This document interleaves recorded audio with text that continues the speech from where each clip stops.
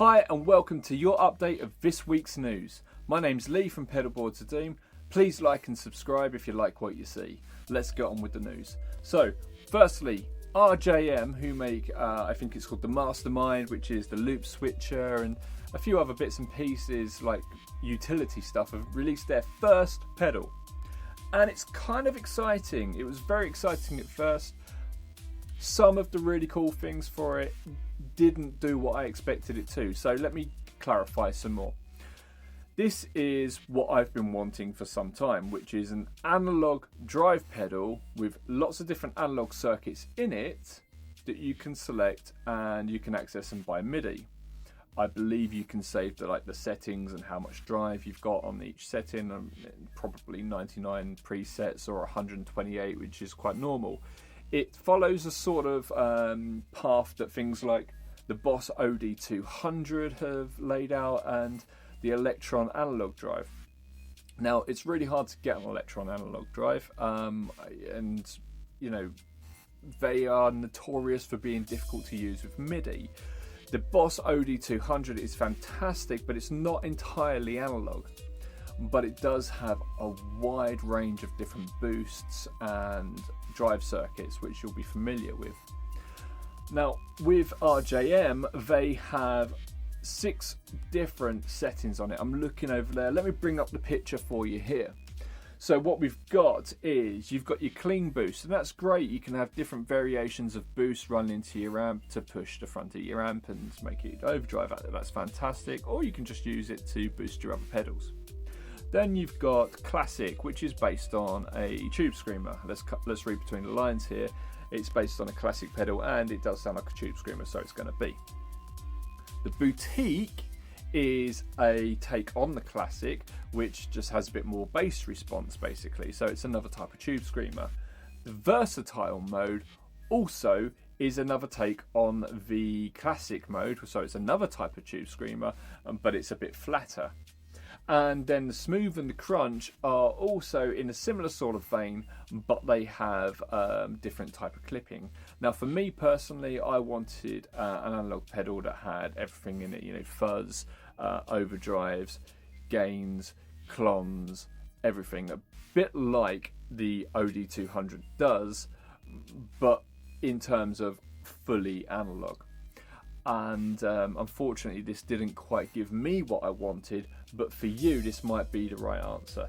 So if you want something that's very much your tube screamer, but the most ultimate version of, this will do it. You've also got a solo on there with its own volume, and all the jacks are top mounted, which is an absolute godsend. And this has a MIDI out on it, and if there's one thing that really annoys me, it's a pedal that has MIDI in and no MIDI out. So that's great. It's got USB-C on there as well, so that suggests that it might be updates in the future. That could be super cool. But that is the RJM Overture. It's going to cost about $400. I know it sounds like a lot, but there are other drives out there that just have like a single analog circuit in them. Like a normal type of drive that costs around that much, so do bear that in mind. Let's move on to the next bit.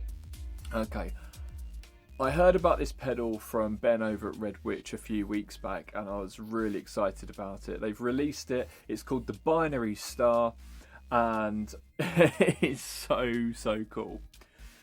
Let me explain it in a very mundane fashion, because this pedal is unreal. Okay. In a very in a nutshell fashion, the left hand side is your delay, so you've got your delay speed and your regen.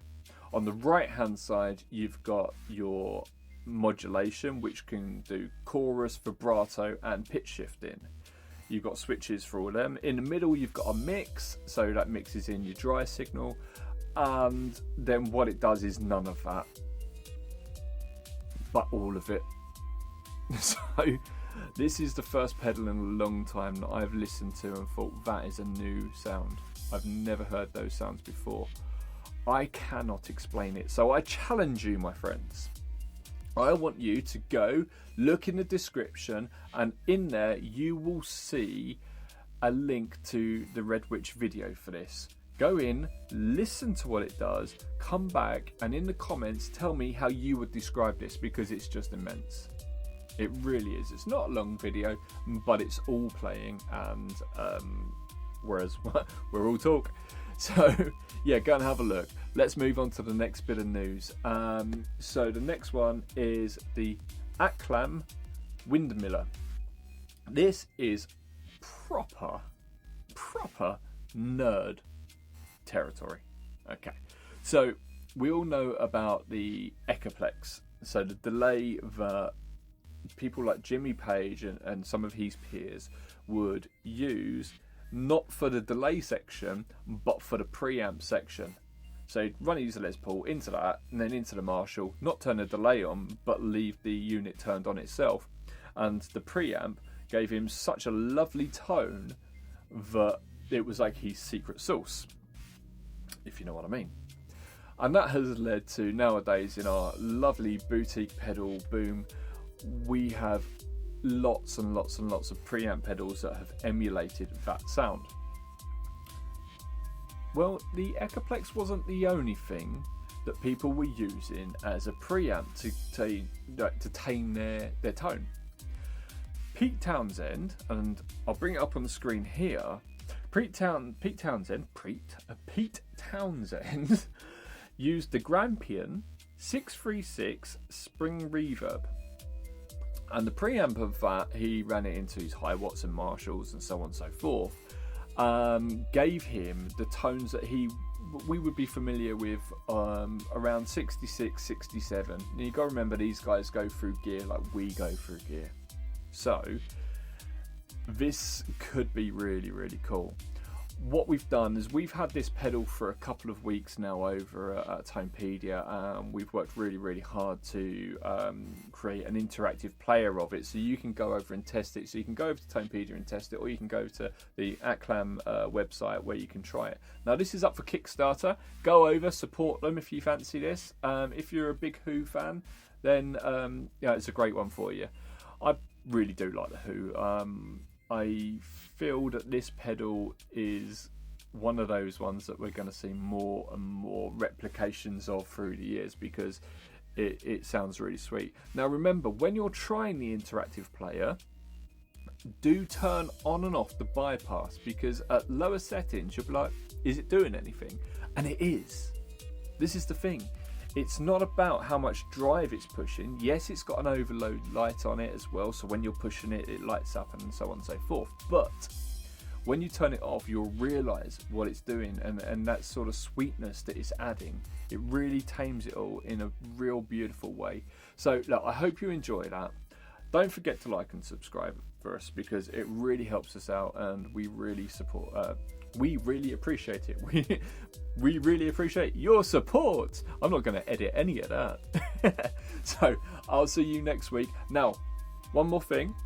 Next week there is some really cool big news I'm really excited about. I'm going to have the new release coming to me. I expected to nearly already have it, so I'm hoping Monday. That means by next week, when the gear is released, we will have it, not just to tell you about, but I'll be able to show you it as well. So super exciting. Just don't forget to tune in. See you all soon. Take care. Bye bye.